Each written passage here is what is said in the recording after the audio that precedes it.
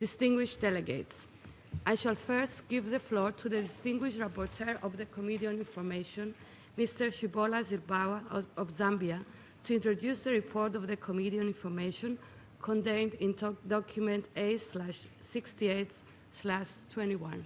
You have the floor, sir.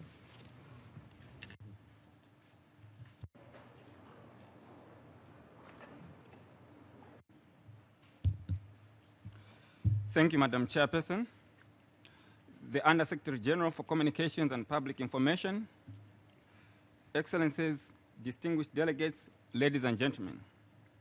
I have the honor to introduce the report of the 35th session of the Committee on Information.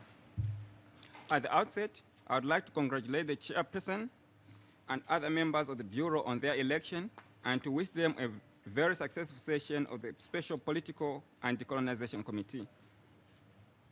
The report A/68/21, which was adopted at the end of the 35th session of the Committee on Information, includes 4 chapters.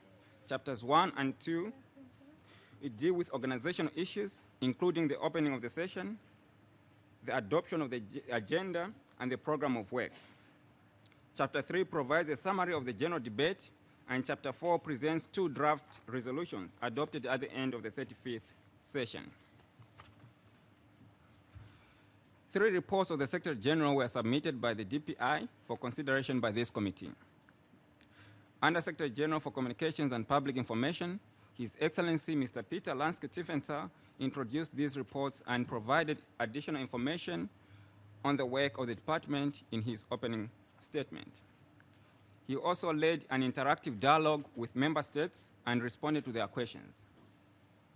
A total of 33 speakers, including 5 observers, addressed the committee during the general debate. The speakers focused on a wide range of issues, including the following.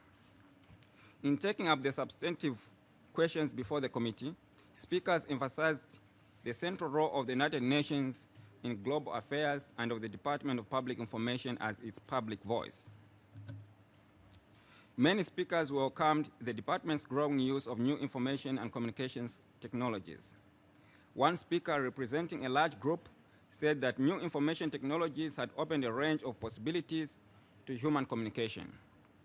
However, several speakers cautioned that while developing web platforms was useful, the increasing digital gap between developed and developing countries remained a matter of concern. Several speakers underlined their support for the promotion of the freedom of the press. One speaker observed that it was regrettable that certain developed countries, by taking advantage of their monopoly of modern communication technology, were continuously trying to distort facts and news and engineer events and developments, especially those related to developing countries. The issue of multilingualism in the work of DPI was stressed by most speakers.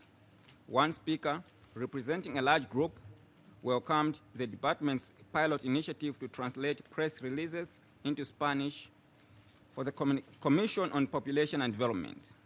However, she reiterated her group's suggestion that a strategy be designed and implemented to provide press releases in all official languages in order to achieve full parity, at least for web content. The role and work of the network of United Nations Information Centers was addressed by most speakers.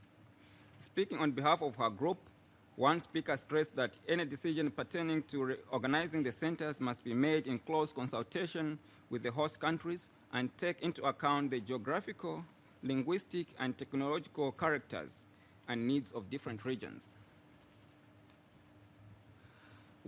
Another speaker, also representing a large group, expressed her satisfaction at the growing use of social media by United Nations Information Centers.